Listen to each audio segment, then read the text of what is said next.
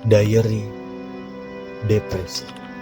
Kamu bisa mendengarkannya di YouTube dan Spotify.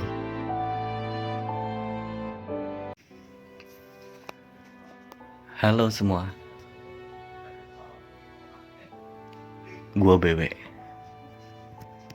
Terima kasih sudah kembali lagi ke channel Diary Depresi Podcast.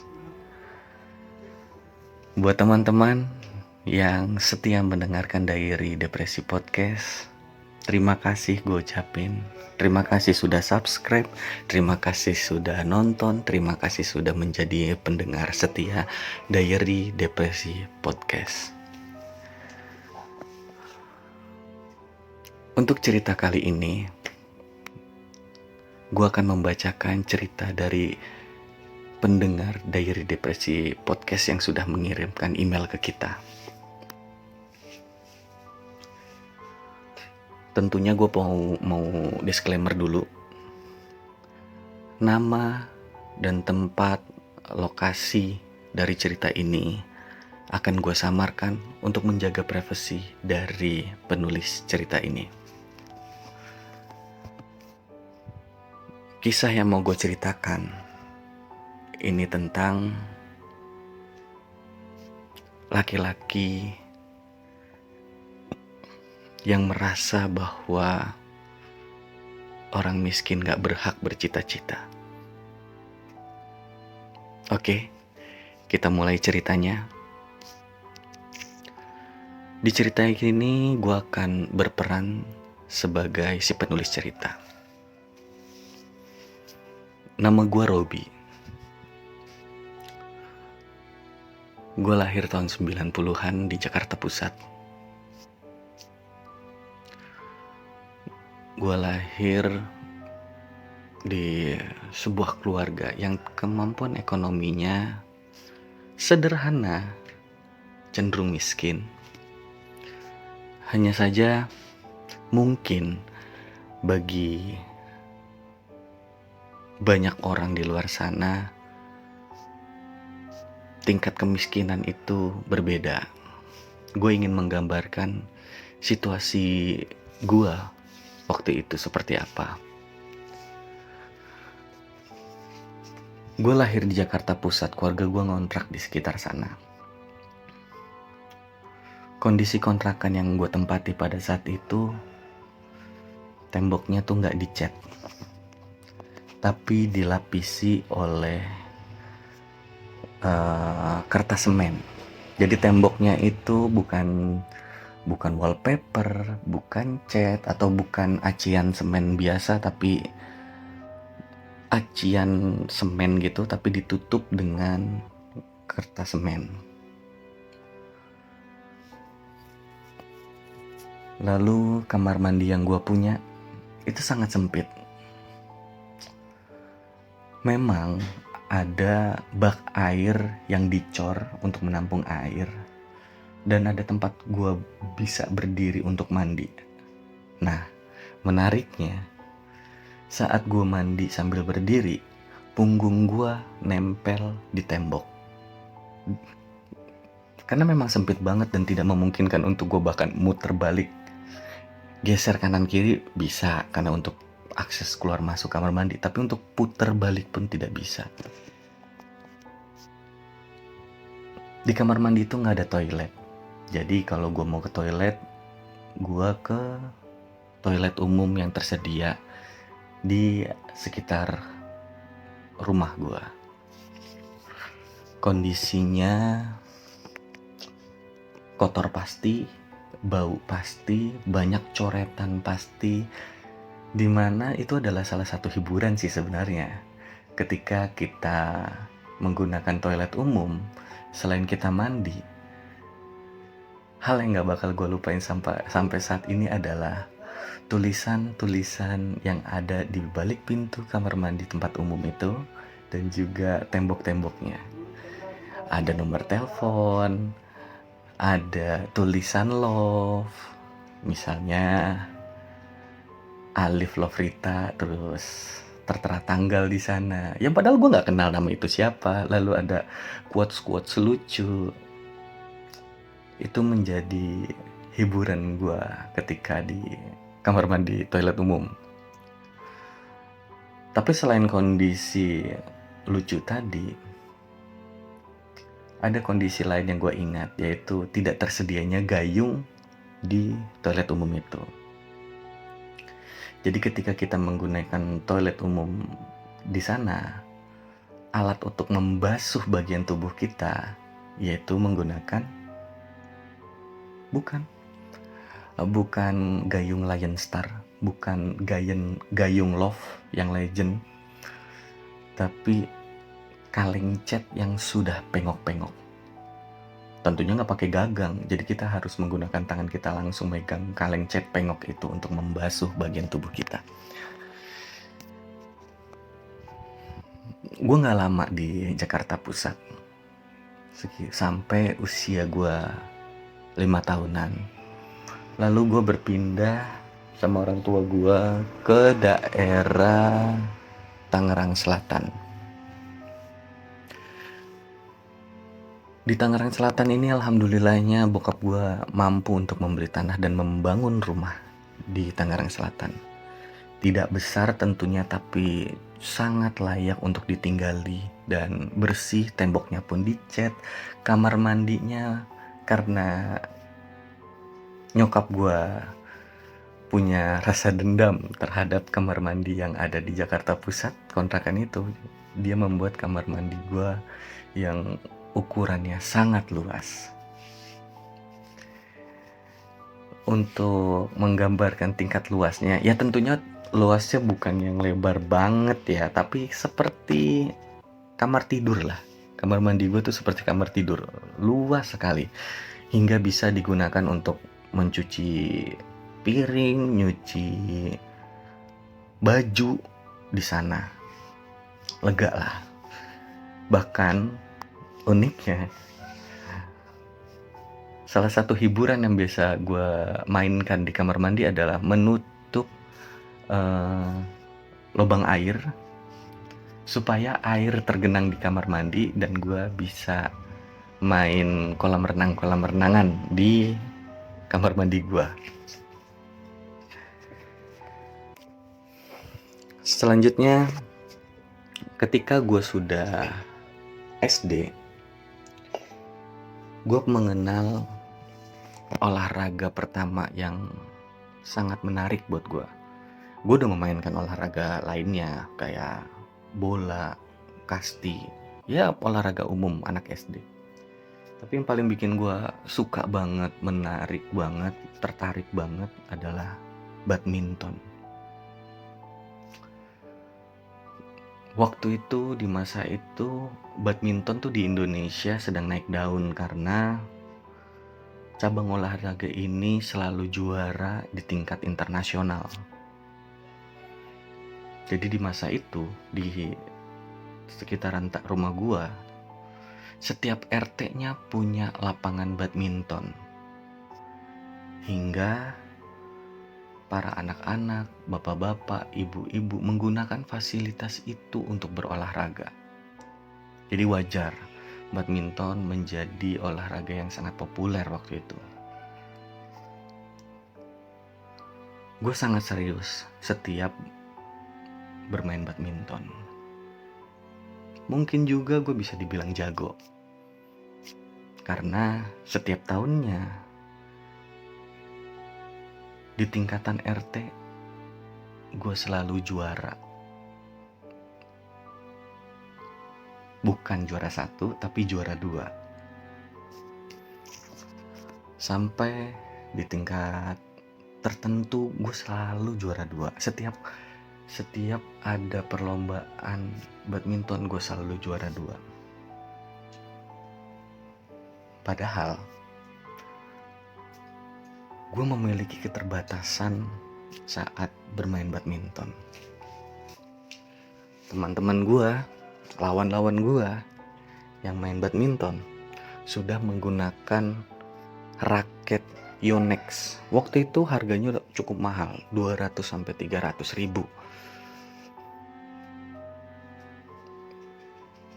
Sedangkan gue menggunakan raket yang dijual di warung-warung harganya cuma 15.000. Buat perbandingan, dari segi bahan, raket yang gue anggap mahal tadi 200-300 ribu merek Yonex itu mungkin bahannya dari karbon karena ringan sekali. Sedangkan punya gue gagangnya terbuat dari kayu. Gue gak tahu itu kayu jenis apa. Dan batangnya itu terbuat dari besi. Senarnya ketika yang raket mahal itu kenceng, sedangkan senar yang gue gunakan kendor. Ini sangat berpengaruh untuk permainan bulu tangkis atau badminton. Karena kalau raketnya berat, otomatis cepat pegal. Lalu kalau senarnya kendor, otomatis pukulan koknya pun nggak maksimal. Lu butuh tenaga lebih untuk mengembalikan kok ke area lawan. Tapi alhamdulillahnya, di situasi itu, gue tetap bisa juara 2 di setiap turnamen yang gue lewatin.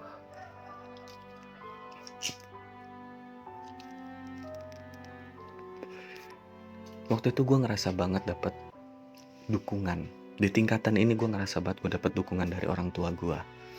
Orang tua gue juga pemain badminton di tingkatan RT, di tingkatan kelurahan. Dan setiap beliau libur, bokap gue tuh selalu menyempatkan waktu setelah sholat subuh untuk ngelatih gue. Berdua sama dia main badminton single dari jam 5 pagi kurang lebih sampai jam 6:30 sebelum gue berangkat sekolah.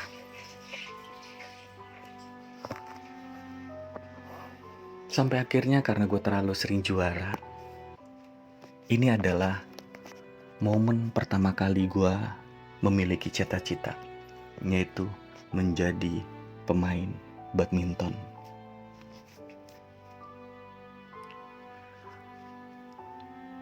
Sampai ada satu momen ketika gue sparring antar wilayah dengan tim badminton lain, gue ketemu sama satu orang yang mainnya jago banget.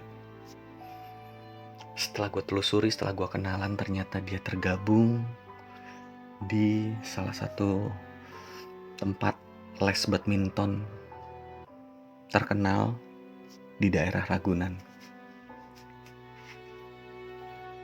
Tentunya dengan tingkat kepolosan gue yang tidak tahu tingkat kerumitan betapa sulitnya bergabung ke sana, gue menyampaikan ke orang tua gue bahwa gue punya cita-cita sebagai pemain badminton, dan untuk mengakomodir itu gue harus punya lingkungan yang tepat supaya gue bisa masuk PBSI, yaitu adalah tempat les badminton di daerah Ragunan. Sayangnya keluarga gue gak setuju. Gak setuju bukan karena mereka gak mau dukung gue, tapi karena mereka tidak mampu untuk membiayai les badminton di Ragunan itu. Itu kekecewaan gue pertama kali tentang sebuah cita-cita, dimana gue gak mungkin punya akses bisa masuk PBSI kalau cuma menang di kejuaraan antar kampung. Setelah waktu berjalan, gue masuk SMP, gue dikenalkan sama dunia musik. Memang yang pertama kali mengenalkan gue musik itu sekitaran SD adalah kakak gue.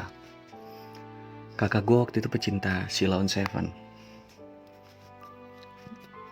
Gue didengarkan lagu Sheila on 7 dan gue jatuh hati sama lagu Sheila on 7. Gue diajarin gitar pertama sama kakak gue, abang gue, lagu Anugerah Terindah Yang Pernah Ku Miliki. Karena lagu itu tuh cuma punya 2 kunci untuk bisa menyanyikan lagu itu dari awal sampai akhir. Selanjutnya setelah gue nongkrong bisa main gitar, gue dikenalkan oleh lagu-lagu seperti Nirvana, Guns N' Roses, Metallica, Bon Jovi, dan masih banyak lagi yang membuat gue bermimpi sebagai seorang gitaris.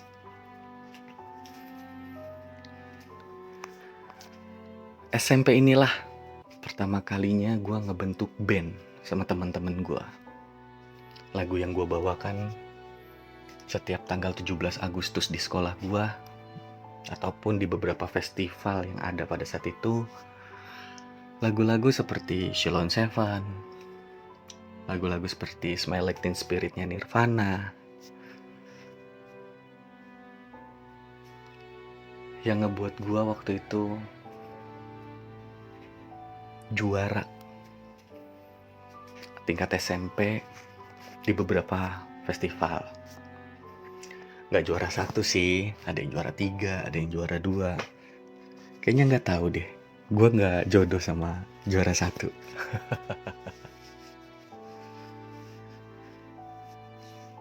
Gue ngeband sama teman-teman gue sampai tingkatan SMA. Kita janjian kita akan masuk satu SMA yang sama karena kita mau mempertahankan band ini. Setelah SMA kita mulai membawakan lagu-lagu sendiri, ciptaan gue. Gue bisa menciptakan lagu tuh dari SMP kelas 2. Dan mulai matang membuat aransemen dan berani membawakannya di festival maupun ketika kita diundang membawakan lagu sendiri. Itu ketika gue SMA. Tentunya waktu gue SMA di beberapa festival juga kita juara sebagai band terbaik 3 besar. Di acara Universitas Ahmad Dahlan kita juara, di salah satu sekolah Muhammadiyah di Pamulang kita juara, di salah satu festival di Serpong kita juara. Dan uniknya kita juara membawakan lagu sendiri. Pada saat itu band-band lain membawakan mengaransemen dari band seperti Gigi, band seperti Sheila on 7, band seperti Jamrud. Mereka aransemen ulang untuk dibawakan di festival. Kita adalah band satu-satunya yang membawakan lagu sendiri di festival dan juara. Itu menjadi pemacik pertama gua untuk bermimpi lagu kita akan bisa diterima di masyarakat umum. Setelah kita lulus SMA, untuk mewujudkan mimpi itu, gue rekaman. Rekamannya mungkin masih jauh dari kata profesional, tapi sudah layak untuk dijadikan bahan demo yang bisa kita tawarkan di berbagai label rekaman. Gue sama teman-teman gue berangkat dari studio rekaman satu ke studio rekaman lainnya, tapi sampai berapa tahun nggak ada perusahaan rekaman yang mau ngontrak kita secara profesional.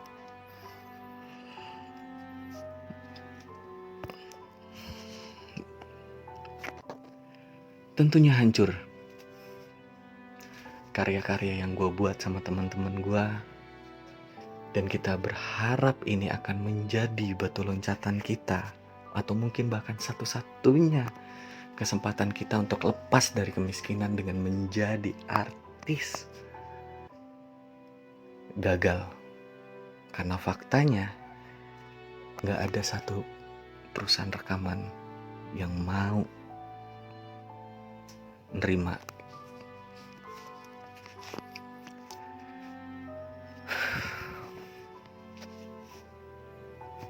hancur lagi cita-cita gue.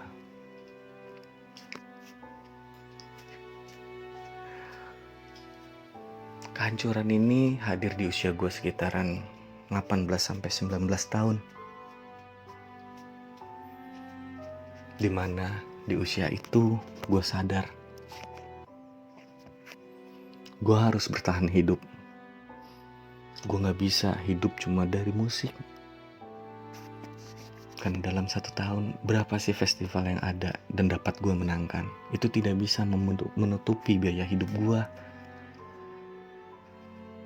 Jadi gue bisa fokus untuk kerja. Dan gue meninggalkan lagi mimpi gue sebagai musisi. Dan apa yang terjadi? Gue cuma jadi karyawan di perusahaan retail, selayaknya orang pada umumnya. Lalu di mana cita-cita gue yang pernah ada waktu itu? Kenapa orang lain bisa dengan mudah mencapai cita-citanya dengan banyak support dalam bentuk ekonomi yang mereka punya, sedangkan gue anggap pada saat itu gue punya talenta di bidang badminton, tapi tidak bisa tersupport karena faktor ekonomi. Gue punya talenta di musik, dengan keterbatasan gue yang cuma bisa nyewa studio yang 10 ribuan, alat pun gue gak punya, tapi gue bisa bikin karya. Gue bertahan dari keterbatasan ekonomi dalam hal musik, tapi gak ada perusahaan label yang bisa menerima gue dan band gue. Mungkin itu juga ada faktor talenta gue yang ternyata kurang dalam hal bermusik. Dan akhirnya di usia 19 tahun gue menyadari ternyata 80% kurang lebih dari teman-teman gue yang hidup dari SD sampai SMA yang gue kenal cuma jadi manusia biasa kayak gue, kerja untuk bertahan hidup. Dan gue berkesimpulan, cita-cita bukan untuk orang miskin.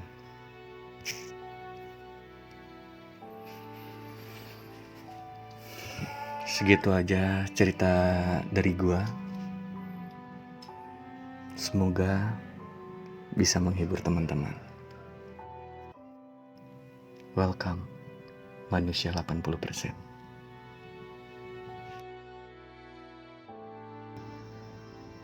Bagikan cerita depresi kamu ke email Diary Depresi